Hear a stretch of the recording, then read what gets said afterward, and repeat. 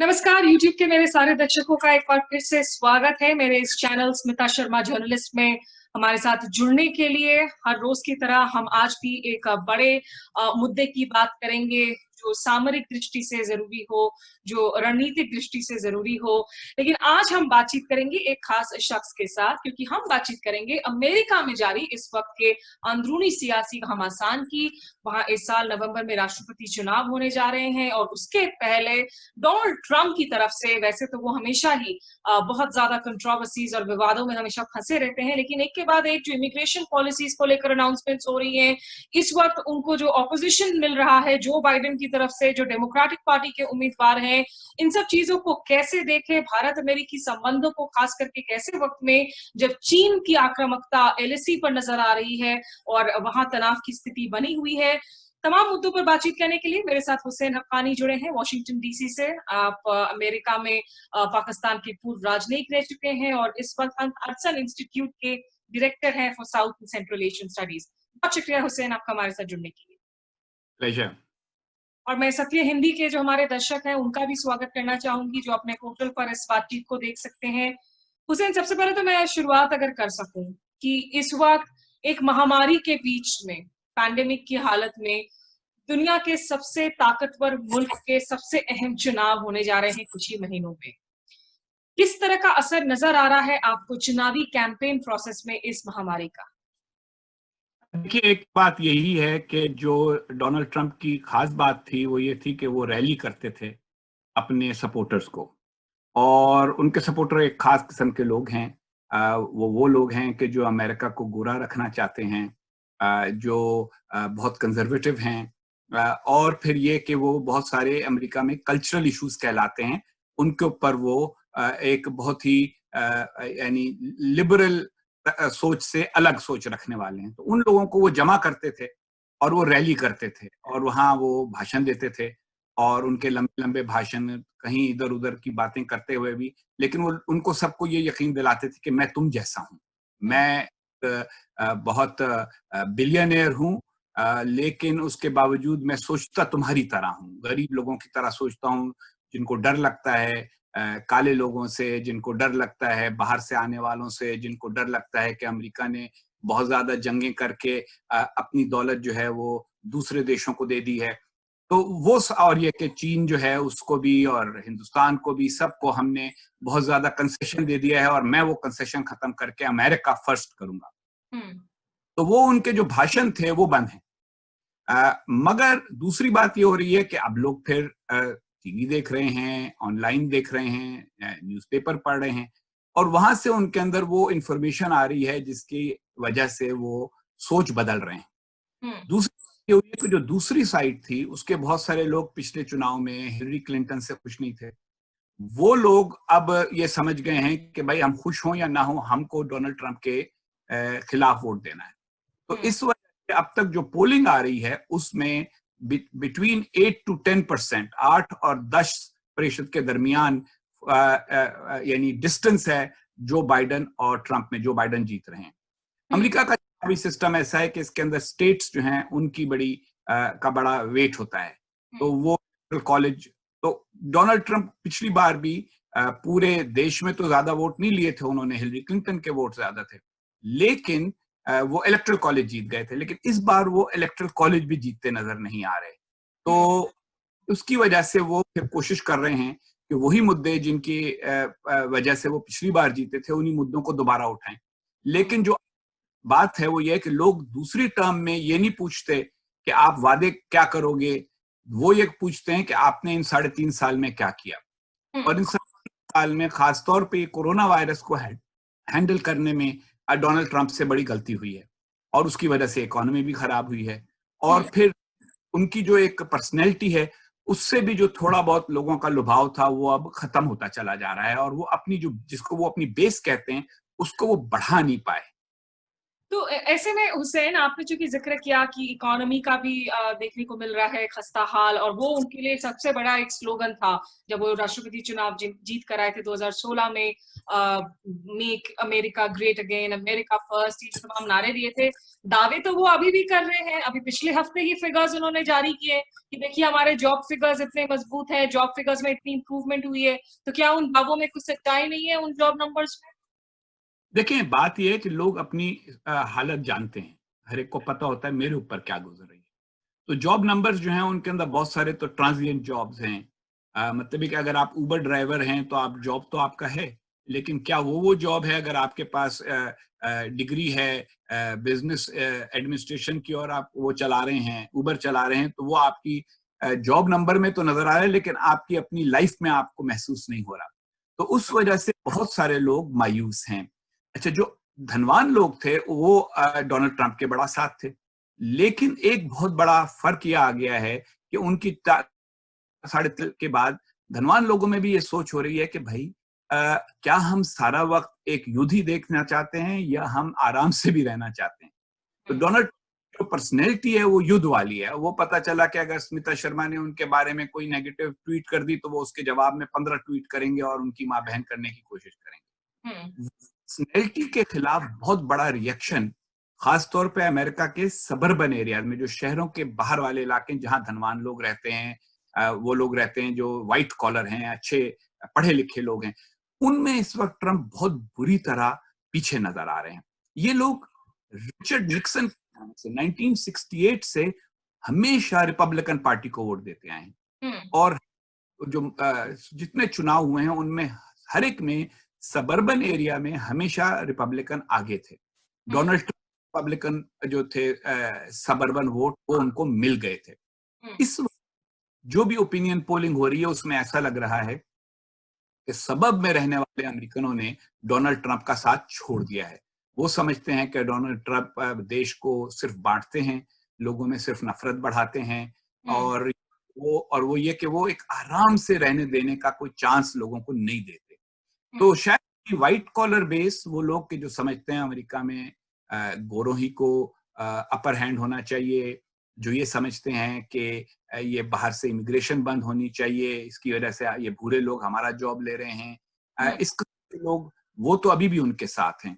लेकिन दूसरे तमाम लोग इतने इकट्ठे हो गए हैं, फिर ये ब्लैक लाइव्स मैटर की वजह से जितने भी ऐसे लोग हैं कि जो गोरे नहीं हैं, वो सारे के सारे इकट्ठे हो गए हैं। पिछली बार बहुत सारों ने वोट नहीं दिया था, वो अब वोट देने का इरादा रखते हैं।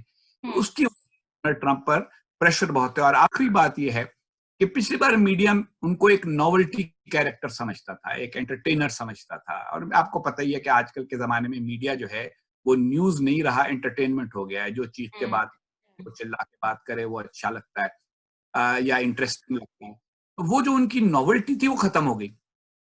अब मीडिया ने उनको एग्जामिन करना शुरू कर दिया, उनसे बहुत सारे सवाल पूछने शुरू कर दिए जिनका वो जवाब देना नहीं पसंद करते, नहीं चाहते। फिर आपने देखा कि जो फॉरेन पॉलिसी कम्युनिटी है जिसके साथ मैं ज्यादा समय बिताता हूँ, यानी कोरोना में भी उन्हीं से जूम पे बात होती है, वो सारे के सारे भी मायूस हैं, क्योंकि डोनाल्ड ट्रंप की जो यानी जो चिल्लाना चीखना है वो एक तरफ, और एक्शन दूसरी तरफ। चीन को उन्होंने कंटेन करने में कोई सही तरीका इख्तियार नहीं किया। नॉर्थ कोरिया से बातचीत शुरू की थी कि मैं एकदम से ये झगड़ा खत्म कर दूंगा, वो झगड़ा खत्म नहीं हुआ।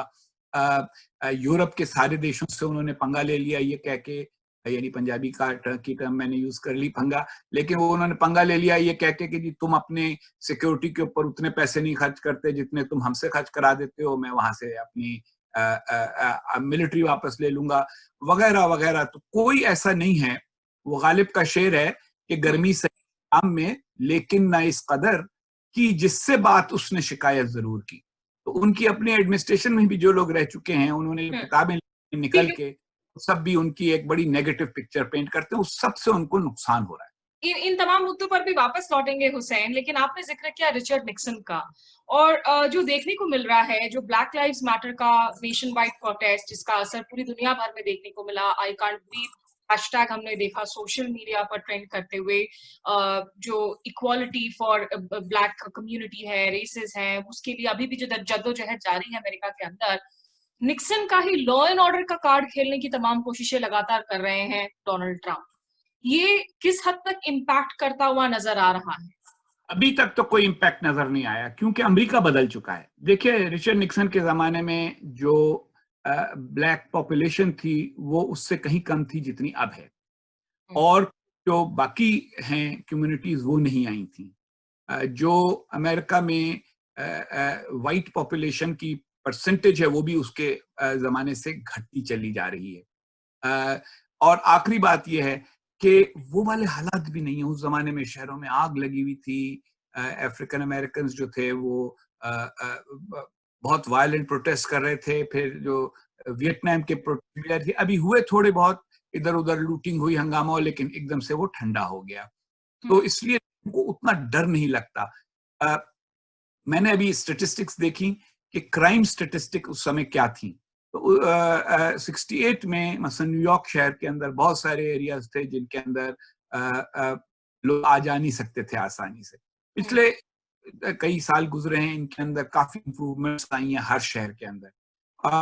तो इस लिहाज से वो अभी तक मुद्दा उठा रहे हैं, कोशिश कर रहे हैं। और देखिए, चुनाव में अभी बड़ा समय है। सच्ची बात यह है कि 4-5 महीने में कुछ भी हो सकता है। लेकिन अभी तक लॉ एंड ऑर्डर पे डोनाल्ड ट्रंप को वो सपोर्ट नहीं मिल रही जो रिचर्ड निक्सन को मिली। आपने मतलब इतना फॉरेन पॉलिसी को आप नजदीक से देखते हैं, आप डिप्लोमेट रह चुके हैं, अमेरिका में एम्बेसडर रह चुके हैं। अगर आप इलेक्शन कैंपेन्स को देखें, क्योंकि आज अभी जो फिजिकल रैलीज नहीं हो पा रही है महामारी की वजह से, कोविड की वजह से, टेलीविजन पर जो पूरा का पूरा बैटलफील्ड नजर आ रहा है। पॉलिटिकल एडवर्टीजमेंट्स तो हर इलेक्शन कैंपेन में बनती थी, लेकिन इस बार की जो इस वक्त राजनीतिक विज्ञापन छाए हुए हैं अमेरिकन टेलीविजन पर, क्या आपको लग रहा है ये अभी तक का सबसे ज्यादा पोलराइजिंग टेलीविजन एड कैंपेन नजर आ रहा है?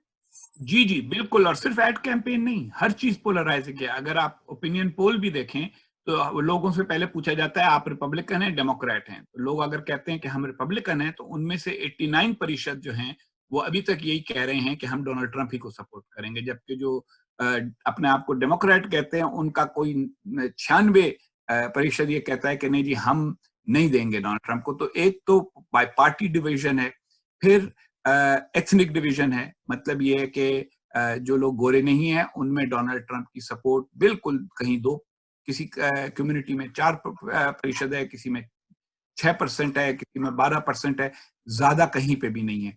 तो अमेरिका कई एतबार से पोलराइज्ड है।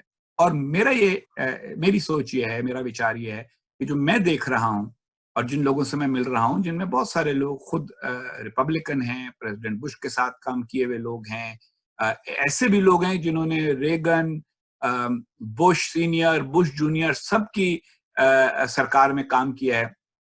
वो भी ये कहते हैं कि हमें अमेरिका के बारे में जो डर है वो पोलराइजेशन से है, और हमें ऐसा आदमी चाहिए जो पोलराइजिंग ना हो। तो उसका भी फायदा जो बाइडन को हो रहा है, जो कि जरा उस तरह की पोलराइजिंग पर्सनैलिटी उनकी नहीं है, चीख चिल्लाना नहीं है और हर एक की ऐसी तैसी करना उनकी पर्सनैलिटी में नहीं है। हालांकि उनके अपने थोड़े से अलग विवाद भी हैं, लेकिन डोनाल्ड ट्रंप की अपनी पार्टी के अंदर जहां तक, मतलब ठीक है वो प्रेसिडेंशियल कैंडिडेट हैं, और क्या वो बैकिंग सही में उनको अभी भी कायम है जो उनको 2016 में हासिल हुआ था, या उनकी अपनी पार्टी में? क्योंकि मैं अभी आज बात कर रही थी श्री श्रीनिवासन से, जो इंडो अमेरिकन कम्युनिटी के प्रोमिनेंट वॉइस हैं, प्रोफेसर हैं, इमिग्रेशन नीतियों को लेकर बात कर रही थी डोनाल्ड ट्रंप के। उनका मानना है कि देखिए ये जो इमिग्रेशन की नीतियां हैं ये एक इम्पोर्टेंट टर्न अराउंड उनके लिए हो सकती है, क्योंकि ही इज पैंडरिंग जो उनकी कोर कॉन्स्टिट्यूएंसी है, which is xenophobic, which is resist. उनके मद्देनजर he is pandering with these immigration policies. तो क्या उनका जो वो कोर कॉन्स्टिट्यूएंसी है और पार्टी के अंदर लॉ मेकर्स का जो सपोर्ट है, क्या वो जस का तस बना हुआ है आज की तारीख? जी, अभी तक तो है। देखें, कोई पार्टी ये नहीं चाहती कि हमारी पार्टी हार जाए और हमें सरकार में कुछ भी ना मिले। तो इसलिए तो पार्टी उनके साथ खड़ी है, क्योंकि वोटर बेस उनके साथ है, तो इसलिए वो पार्टी भी उनको डिजर्ट नहीं करना चाहती। लेकिन आप ये देखें कि पार्टी के बहुत सारे सोचने वाले, विचार करने वाले लोग जो हैं वो अलग हो भी चुके हैं। एक लिंकन प्रोजेक्ट है जो उनकी ही अपनी स्पोक्स पर्सन कैलियन कॉनवे के पति चला रहे हैं, जॉर्ज कॉनवे, और वो इश्तेहार चला रहे हैं डोनाल्ड ट्रंप के खिलाफ के जी ये देखें ये आदमी अच्छा नहीं है, और ये जो है ये अमेरिका के लिए अच्छा नहीं है, हमें चुनाव करना है तो हम अमेरिका को चुने, ट्रंप को ना चुने। फिर एक ग्रुप बना है, उसका नाम है Republican voters against Trump, RVT। आप उसको ट्विटर पे भी देख सकती हैं, फेसबुक पे भी देख सकती हैं, वैसे भी उनका। उसमें बहुत सारे लोग कह रहे हैं कि नहीं भाई, हम हमेशा से रिपब्लिकन थे, हमने आज तक कभी किसी डेमोक्रेट को वोट नहीं दिया, लेकिन इस बार हम नहीं दे सकते। रह गया मामला इमिग्रेशन का, तो देखें वो जो उनकी जेनोफोबिक व्हाइट रेसिस्ट बेस है, वो तो कहीं नहीं जा रही। पहले भी उनके साथ थी, और शायद इस कहने के कारण वो जरा ज्यादा एंथुजियास्टिक हो जाएं, ज्यादा जोश के साथ आकर वोट दे दें, और वो उनके लिए अच्छा होगा, क्योंकि वरना अगर वो लोग घर बैठे रह गए तो फिर वो थोड़े वोट और कम हो जाएंगे। लेकिन वो बेस थोड़ी है, हर एतबार से 35 to 40% से ज्यादा नहीं बन पाते ऐसे लोग, क्योंकि देखिए लोगों के अपने फायदे भी हैं, यानी जेनोफोबिक ना होने में। मसलन कि जिसका कारोबार ऐसा है कि जिसका कारोबार दूसरों से लेन देन के ऊपर चलता है, या ये कि जिस आदमी का अपना डॉक्टर जो है वो कोई हिंदुस्तानी है या मिस्री है या इजिप्शियन है या पाकिस्तानी है, वो आदमी इस तरह से रेसिस्ट नहीं हो पाता जिस तरह वो लोग कि जो आइसोलेटेड कम्युनिटीज में रहते हैं। अगर आप 16 का इलेक्शन देखें, 2016 का, तो आपको एक बड़ी इंटरेस्टिंग बात मिलेगी, बल्कि उसका नक्शा देख लें आप। जहां शहर हैं वहां वहां डोनाल्ड ट्रंप हारे हैं, जहां जहां छोटी छोटी छोटी छोटी आबादियां हैं, गांव हैं, वहां रस्ट बेल्ट हम जिसे कह रहे थे, रस्ट बेल्ट के भी जो छोटे टाउन्स हैं। अच्छा, उसकी ये बात होती है कि छोटे टाउन्स में लोग बाहर से कम आते हैं। वही लोग अक्सर आपको मिलेंगे जब वो कहेंगे कि जी मेरा दादा भी यहीं रहता था, मेरा परदादा भी यहीं रहता था, मैं भी इसी यहीं रहता। लेकिन जो इकोनॉमी की चेंजेस हैं उसके वजह से उन लोगों का जो लाइफस्टाइल है वो बाज एतबार से सस्टेनेबल भी नहीं है। मिसाल के तौर पे विस्कॉन्सिन के बहुत सारे जो किसान हैं, उन्होंने वोट दिया डोनाल्ड ट्रंप को, और डोनाल्ड ट्रंप ने उनको कहा था कि इमिग्रेशन की वजह से तुम्हारे जॉब जा रहे हैं। लेकिन अगर आप गौर करें तो इमिग्रेशन से जो जॉब जा रहे हैं वो विस्कॉन्सिन किसान के तो नहीं, वो तो कंप्यूटर प्रोग्रामिंग के जॉब्स हैं।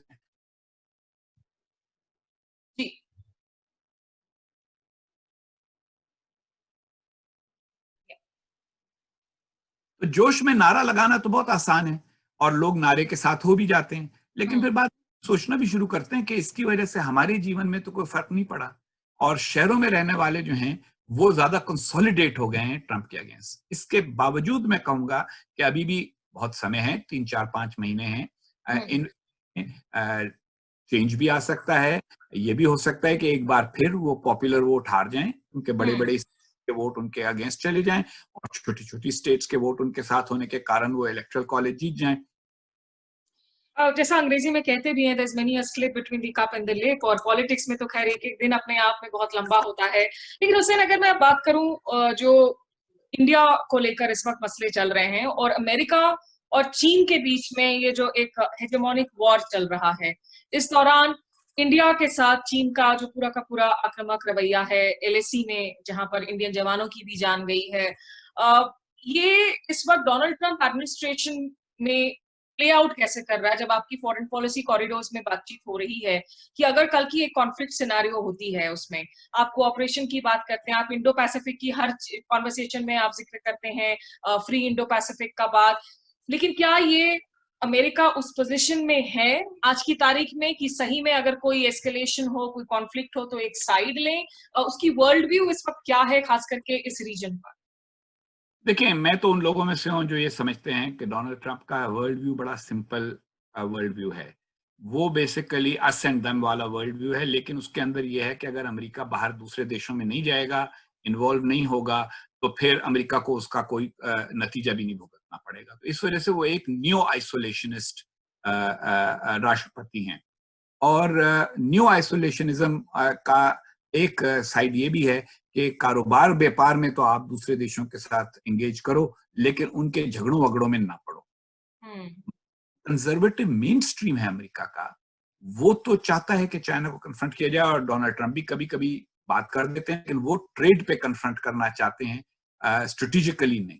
जो स्ट्रेटेजिक कम्युनिटी है वो समझती है कि इंडिया को बिल्ड करना है, इंडिया को चाइना के मुकाबले में स्ट्रांग करना है, लेकिन वो भी थोड़े से इस वक्त इंडिया से भी उनको फिक्र है कि इंडिया की अपनी लीडरशिप क्या सोच रही है, वो समझते हैं। वहाँ उसमें भी आपने पढ़ा होगा, यहाँ बहुत सारे लोगों ने लिखा है कि भाई ठीक है, हमें इंडिया का साथ देना चाहिए, लेकिन इंडिया को हमारा साथ चाहिए भी कि नहीं, क्योंकि चाहता है, कुछ इंडिया में भी ऐसी आवाजें हैं कि भाई हम क्यों ना चाइना के साथ मामलात कर लें।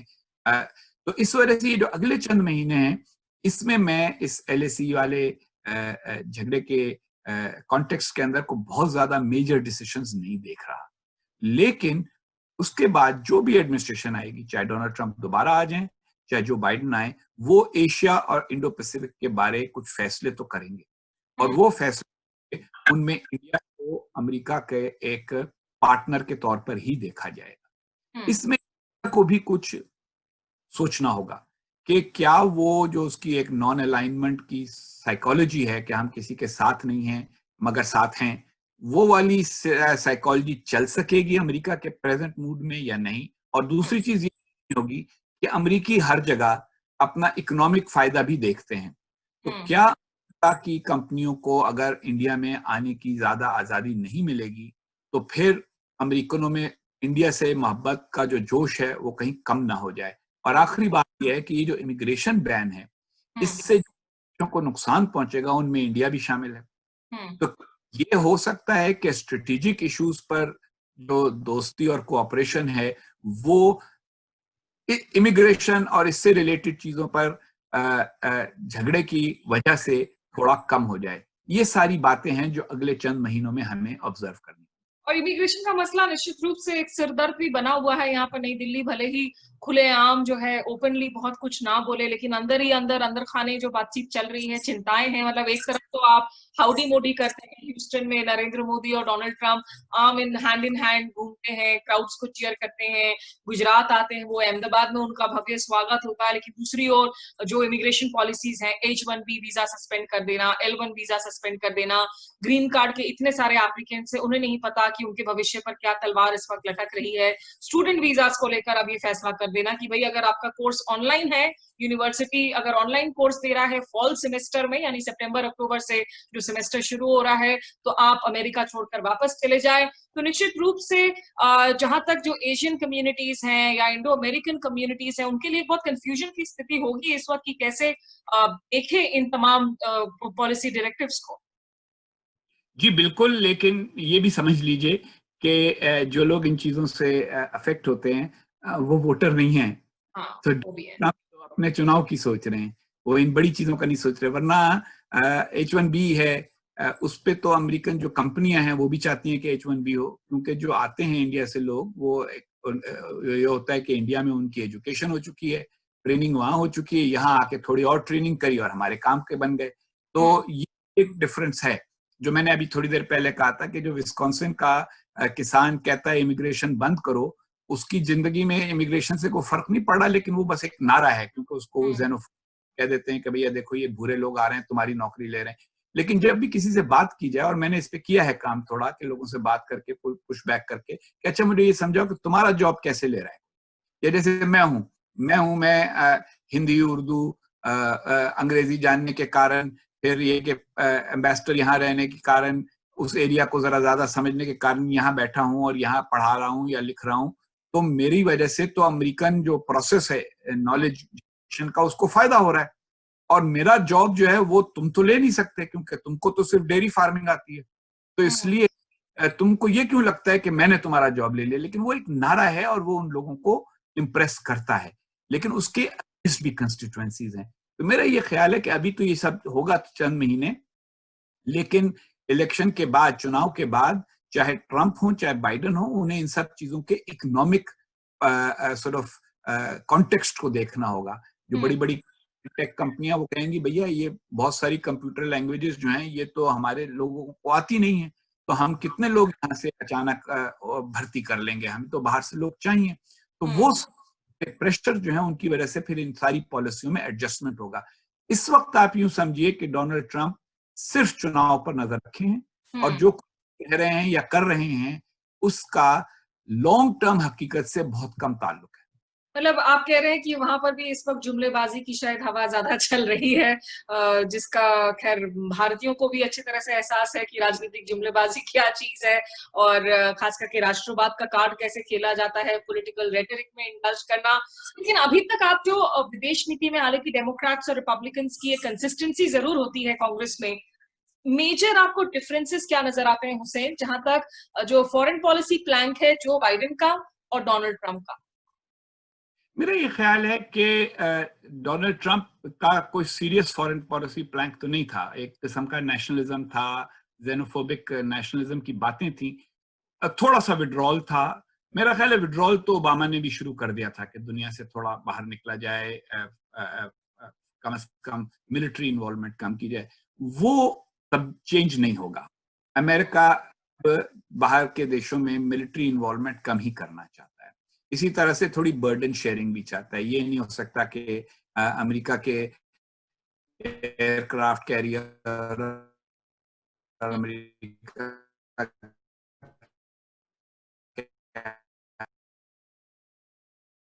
तो अब ये तो नहीं होगा कि अमेरिकन एयरक्राफ्ट कैरियर और अमेरिकन जहाज जो हैं वो खड़े रहें यूरोप में, यूरोप को सिक्योरिटी प्रोवाइड करने के लिए, या जापान को और कोरिया को, और वो देश अपना सिक्योरिटी पर कुछ खर्चा ना करें। तो वो तो हुँ। बाइडेन भी, इसमें कुछ एडजस्टमेंट्स होंगी। लेकिन मेरा ये ख्याल है कि जो सबसे बड़ा फर्क आएगा वो ये आएगा कि जो बाइडेन क्लासिक स्टाइल में अमेरिका की एंगेजमेंट को मल्टी लेयर्ड रखेंगे, डिप्लोमेसी भी करेंगे, कहीं जरूरत पड़ी तो मसल फ्लेक्सिंग भी करेंगे, लेकिन वो हर चीज को एक युद्ध नहीं बनाएंगे। लेकिन और जिस ग्लोबल ऑर्डर को झटका लगा है ट्रम्प एडमिनिस्ट्रेशन के तहत, हालांकि इनवर्ड लुकिंग तो इंक्रीजिंगली हो रहा था अमेरिका, लेकिन कम से कम 12 दर्जन भर ऐसे बड़े वर्ल्ड पैक्ट्स हैं, बॉडीज हैं, उन्होंने वर्ल्ड हेल्थ ऑर्गेनाइजेशन से हाथ खींचने का ऐलान कर दिया। उसमें भी 1 साल का वक्त लगेगा। जो पेरिस में क्लाइमेट चेंज का समझौता हुआ था उससे पुल बैक कर लिया। ईरान के साथ जो न्यूक्लियर अग्रीमेंट हुआ था इतने जद्दोजहद के बाद उससे पुल बैक कर लिया। क्या आपको लगता है कि अगर जो बाइडेन जीत कर आते हैं तो इन चीजों पर पोजीशन एक बार फिर से बदल सकता है? बिल्कुल बदलेगा, बिल्कुल बदलेगा, बहुत सी चीजों पे बदलेगा। क्लाइमेट चेंज अकॉर्ड के बारे में वो पहले ही कह चुके हैं कि हम उसमें वापस जाएंगे। दूसरी बहुत सारी चीजों को रीनिगोशिएट करने की बात हो सकती है, लेकिन पूरी दुनिया से उस तरह कटने की बात जिस तरह डोनाल्ड ट्रंप ने की। असल में डोनाल्ड ट्रंप भी दुनिया को एक रियल एस्टेट ट्रांजैक्शन के तौर पे देखते हैं। हम्म, तो वो, उनका हमेशा ये तरीका होता है कि जैसे अच्छा ग्राहक आया है, ग्राहक से बहुत मीठी मीठी बातें करो, फिर ग्राहक को कुछ कहो कि अच्छा भाई ये इतने का है, थोड़ा उसकी बार्गेनिंग करो और उसके बाद एक प्राइस पे एग्री कर लो। दुनिया इससे ज्यादा कॉम्प्लिकेटेड है, तो इसलिए वो बहुत ज्यादा कोई फॉरेन पॉलिसी में कामयाब नहीं रहे। आपने अगर देखा हो तो जॉन बोल्टन की किताब आ गई है, जो कि हम्म, उनके नेशनल सिक्योरिटी एडवाइजर रहे हैं। हम्म, और जो इस एडमिनिस्ट्रेशन से निकल रहा है वो ये जाहिर कर रहा है कि इनको न दुनिया का ज्यादा पता है, न दुनिया में ज्यादा दिलचस्पी है। ये उस टाइप के आदमी हैं जो अमेरिका में 19th सेंचुरी में और 20th सेंचुरी के शुरू में होते थे, जो कहते थे भाई हमारे देश को क्या फिक्र है दुनिया में क्या होता है, हमारे पास इतने रिसोर्सेज हैं, हमारा देश इतना बड़ा है, दो हम्म, समुद्र की तरफ से हम प्रोटेक्टेड हैं, तो हमें क्या जरूरत है दुनिया में जाकर घुसने की। तो हम्म, उस टाइप की सोच है। वो सोच हटने से कम ये तो होगा कि जो नॉर्मल प्रोसेसेस हैं हम्म। डिप्लोमेसी के, वो दोबारा शुरू होंगे। जो डिपार्टमेंट ऑफ डिफेंस के इनपुट्स हैं वो दोबारा शुरू होंगे, और प्रोसेस नॉर्मलाइज होगा जो इस वक्त एबनॉर्मल है। ट्वीट डिप्लोमेसी खत्म हो जाएगी। ट्वीट डिप्लोमेसी शायद ना खत्म हो, लेकिन all caps all bold Twitter diplomacy जो है शायद वो खत्म हो जाए।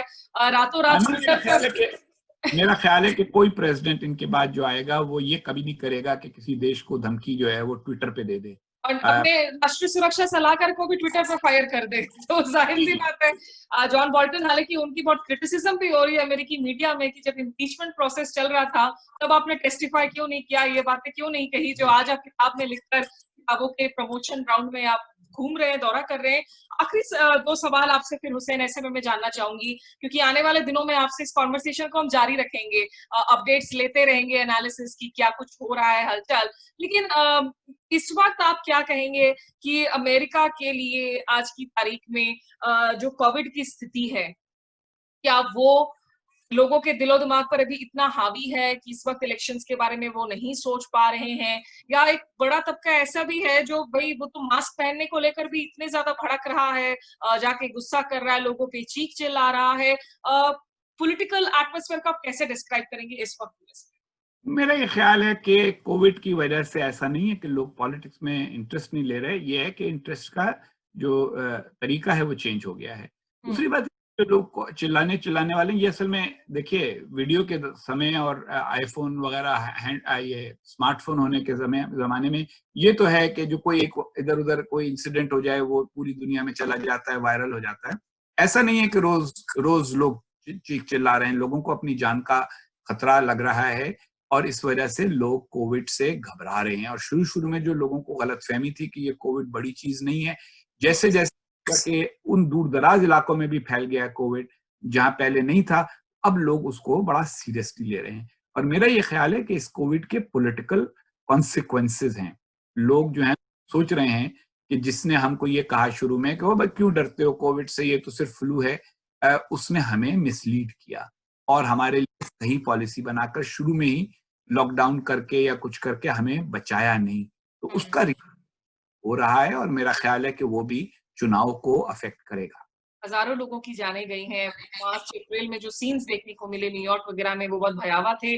आखिरी सवाल हुसैन, अगर वापस से एक बार फॉरेन पॉलिसी के फ्रंट पर ही वापस पहुँचे, एक सवाल जो आमतौर पर भारतीय खास करके करीब से देखते हैं जब अमेरिका में चुनाव हो रहे होते हैं, कि जो एडमिनिस्ट्रेशन है, जो आने वाला है, उनका पाकिस्तान को लेकर क्या रवैया रहेगा? इस रीजन को लेकर क्या वो वापस से स्ट्रिक्ट रवैया अपनाए रखेंगे, खास करके टेररिज्म के मुद्दे पर?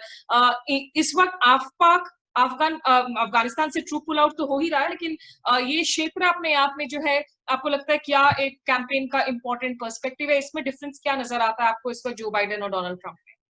पहले तो ये समझ लें कि ये एक कोई कैंपेन इश्यू है ही नहीं। यानी कोई अमेरिकन जो है वो इस बेस पर वोट नहीं देगा कि डोनाल्ड ट्रंप की पाकिस्तान या अफगानिस्तान के बारे में क्या पॉलिसी है या बाइडेन की क्या पॉलिसी होगी। बहुत मतलब को 15, 20, 100, 500 लोग हों तो वो इस तरह सोचेंगे। ज़्यादातर जो है वो ये एक इस वक़्त इलेक्शन मुद्दा ये नहीं है। लेकिन एक पॉलिसी इश्यू है और इस पर बातचीत चलती रही है और मेरा ये ख़्याल है कि इसके अंदर वही डोनाल्ड ट्रंप की रियल एस्टेट अप्रोच थी कि भई हम तारीफ़ करेंगे जाके, चाहे वो मोदी जी हों, चाहे जनरल बाजवा हों, उनसे उनकी तारीफ़ करो, उनको कहो आप बहुत अच्छे लग रहे हैं, ये है, वो है, ये घर खरीदोगे तो आप बहुत खुश रहोगे और ऐसे इस तरह करके एक बार्गेन हो जाए और फिर वो बार्गेन की बेस के ऊपर मामला आगे बढ़ जाए। लेकिन अफ़गान पीस प्रोसेस भी बहुत आहिस्ता-आहिस्ता चल रहा है और मेरा नहीं ख़्याल कि अ अ, जो अफ़गान पार्टीज़ हैं, वो ये नहीं कि अगर डोनाल्ड ट्रंप चले गए तो खलीलज़ाद चले जाएँगे, अगर खलीलज़ाद चले गए तो ये वाला प्रोसेस इस शक्ल में तो नहीं रहेगा। तो इसलिए स्टॉल करेंगे। तो वो भी मेरा ख़्याल है कि जल्दी नहीं होने वाला। दूसरी तरफ पाकिस्तान के मामले में आपको याद होगा कि डोनाल्ड ट्रंप पहले खूब उन्होंने टफ स्टैंड लिया, फिर अपना स्टैंड थोड़ा-सा बदला, लेकिन जो रियलिटी है उसमें तो कोई बड़ी चेंज नहीं आई। ऐसा नहीं हुआ कि अमेरिका ने पाकिस्तान को बहुत बड़े वेपन सिस्टम देने शुरू कर दिए हों, एड रिस्टोर कर दी हो या कुछ कर दिया। वो अब इंस्टीट्यूशनल और स्ट्रक्चरल हो गया है मेरा ख़्याल है। चाहे उसको माना जाए हमारे एरिया में या ना माना जाए, अमेरिका पाकिस्तान से बिल्कुल अपनी रिलेशनशिप खत्म नहीं करना चाहता। वो सोचता है कि उसका कुछ ना कुछ उसको फ़ायदा हो सकता है, जो फ़ायदा हो सके वो निकाला जाए। लेकिन दूसरी ये भी उनको पता है कि अगर अगली अगली हमारी कॉन्फ्रंटेशन या कॉम्पिटिशन चाइना के साथ होना है, तो पाकिस्तान चाइना के बहुत करीब है। इंडिया और चाइना नेचुरल राइवल्स हैं, तो साउथ एशिया के बारे में पॉलिसी इस कॉन्टेक्स्ट में बनेगी। ये जो डे टू डे चीज़ें ऊपर-नीचे होती रहती हैं और होती रहेंगी, लेकिन वो एक बड़ी एक रियलिटी ऐसी है, स्ट्रेटेजिक रियलिटी, जिसके ऊपर आइंदा पॉलिसी बनती रहेगी। चलिए, बहुत शुक्रिया आपका हुसैन, तमाम बातों को जो है एनालाइज़ करने के लिए, अपने पर्सपेक्टिव्स को शेयर करने के लिए और कन्वर्सेशन को ख़त्म करने के पहले मैं ज़रूर चाहूँगी, क्योंकि आप शेरो-शायरी के इतने शौकीन हैं और इतने कीन ऑब्ज़र्वर हैं, कि चंद लाइनों में डोनाल्ड ट्रंप को अगर आप डिफ़ाइन कर सकें हमारे ऑडियंस के लिए, वो विवादित है, वो टेम्परामेंटल है, कौन-सी ऐसी लाइन्स होंगी जिनमें आप डिफ़ाइन करना चाहेंगे इस वक़्त प्रेज़िडेंट डोनाल्ड ट्रंप को? भाई मेरा ये ख़्याल है कि बस उनका वही है मामला कि उनको आता है प्यार पर गुस्सा और हमको गुस्से पे प्यार आता है। जो उनके सपोर्टर हैं वो यही हैं, जिनको गुस्सा उनका अच्छा लगता है। लेकिन जो हैं, वो ये सोचने पे मजबूर होंगे कि क्या गुस्से से प्यार किया जा सकता है? वो rain fire and fury Twitter पर जो है तड़कते भड़कते रहते हैं। और 2016 में मुझे याद है जब मैं अमेरिकी इलेक्शंस कवर कर रही थी, उसके पहले मैं हवाई में 5 हफ्ते तक थी सिक्योरिटी कोर्स के लिए। जो कॉन्वर्सेशंस हो रहे थे, साइलेंट वोटर्स की बात की जा रही थी उन चुनावों में। काफी हमारे ऐसे दोस्त थे जिनको लग रहा था उस वक्त, जो ओपनली बोलना नहीं चाह रहे थे कि ट्रम्प के समर्थक है, लेकिन वोट डाला था ये कहते हुए कि देखो मैं सोशली तो मैं लिबरल हूँ, उदारवाद हूँ, लेकिन इकोनॉमिकली मुझे कंजर्वेटिव पॉलिटिक्स चाहिए।